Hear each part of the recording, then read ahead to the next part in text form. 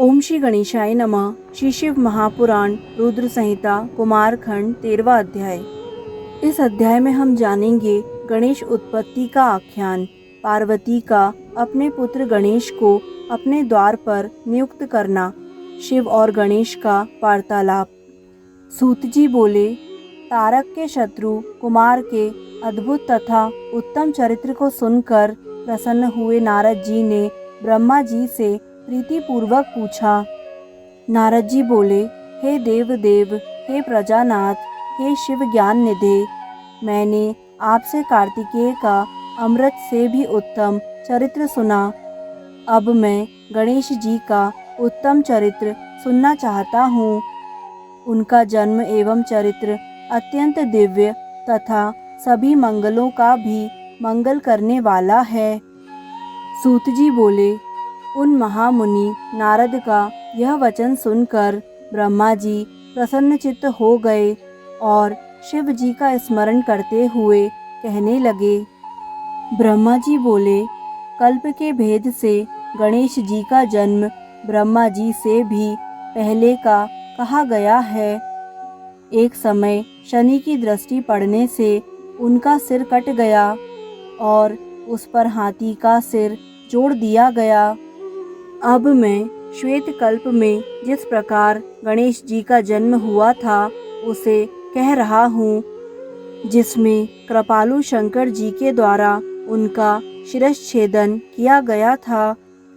हे मुने, शंकर जी सृष्टिकर्ता हैं, इस विषय में संदेह नहीं करना चाहिए। वे सबके स्वामी हैं।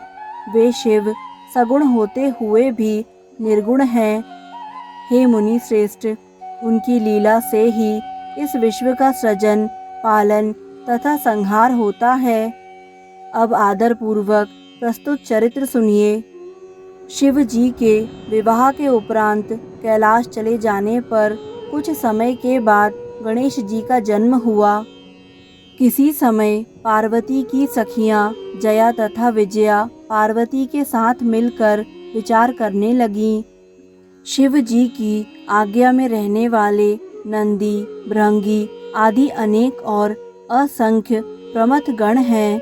यद्यपि वे हमारे भी गण हैं, फिर भी शंकर जी की आज्ञा का पालन करने वाले वे सभी द्वार पर स्थित रहते हैं।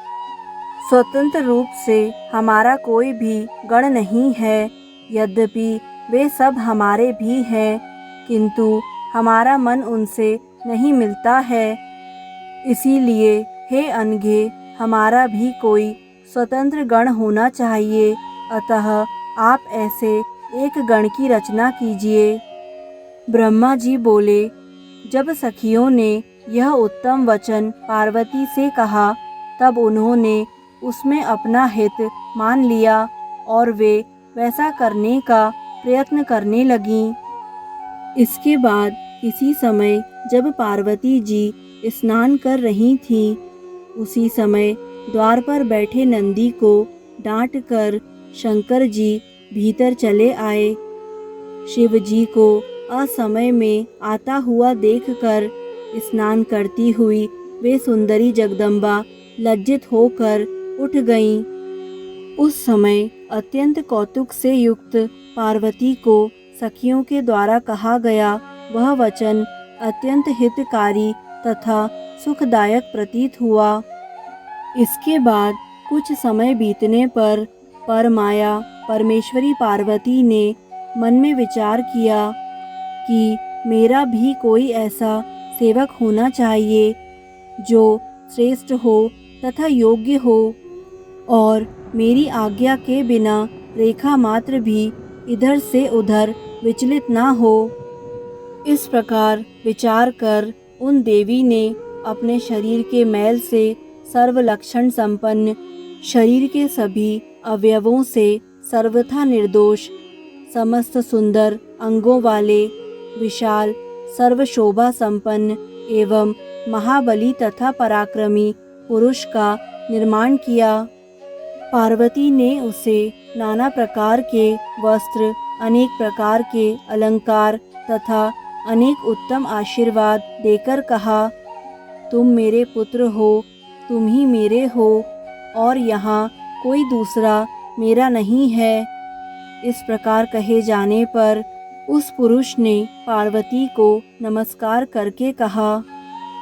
गणेश जी बोले, आपका क्या कार्य है? मैं आपके द्वारा आदिष्ट कार्य को पूरा करूँगा। तब उनके द्वारा इस प्रकार कहे जाने पर पार्वती ने पुत्र से कहा। शिवा बोली, हे तात, मेरे वचन को सुनो। तुम आज मेरे द्वारपाल बनो। तुम मेरे पुत्र हो, केवल तुम ही मेरे हो। तुम्हारे अतिरिक्त यहाँ मेरा कोई नहीं है। हे सतपुत्र, मेरी आज्ञा के बिना कोई भी मेरे घर के भीतर किसी प्रकार हठ से भी न जाने पाए। हे तात, यह मैंने तुमसे सत्य कह दिया। ब्रह्मा जी बोले, हे मुने, पार्वती ने इस प्रकार कहकर एक अत्यंत दृढ़ लाठी उसे दी और उस बालक के सुंदर रूप को देखकर वे हर्षित हो गईं। उन्होंने प्रेम से उस पुत्र का मुख चूमकर उसका आलिंगन करके हाथ में लाठी लिए हुए उन गणेश को अपने द्वार पर नियुक्त कर दिया। हे तात, इस प्रकार वह महावीर देवी पुत्र गण पार्वती माता की रक्षा के लिए हाथ में लाठी लिए हुए द्वार पर पहरा देने लगा। एक समय अपने पुत्र उन गणेश्वर को द्वार पर नियुक्त कर वे पार्वती सखियों के साथ स्नान करने लगीं। हे मुनि श्रेष्ठ, इसी समय परम कौतुकी तथा अनेक प्रकार की लीलाएं करने में प्रवीण वे शिव जी भी द्वार पर आ पहुँचे।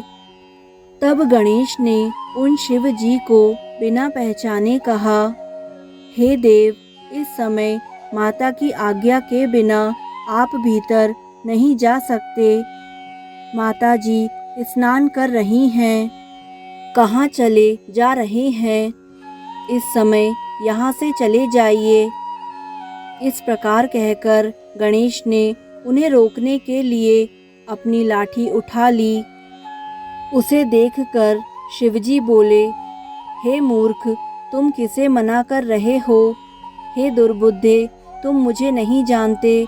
मैं शिव हूँ, कोई दूसरा नहीं। इस पर गणेश ने लाठी से शिव जी पर प्रहार किया। तब बहुत लीला करने वाले शिव जी ने कुपित होकर पुत्र से कहा। शिवजी बोले, हे बालक, तुम मूर्ख हो, तुम मुझे नहीं जानते हो। मैं पार्वती का पति शिव हूँ। हे बालक, मैं तो अपने ही घर जा रहा हूँ, तुम मुझे मना क्यों करते हो? ब्रह्मा जी बोले, हे विप्र, ऐसा कह घर में प्रवेश करते हुए उन शंकर जी पर गणनायक गणेश ने क्रोध करते हुए पुनः डंडे से प्रहार किया। तब अत्यंत कुपित हुए शिव जी ने अपने गणों को आज्ञा दी, हे गणों, देखो यह कौन है और यहाँ क्या कर रहा है? ऐसा कहकर लोकाचार में तत्पर रहने वाले तथा अनेक अद्भुत लीलाएं करने वाले शिव जी महाक्रोध में भरकर घर के बाहर ही स्थित रहे।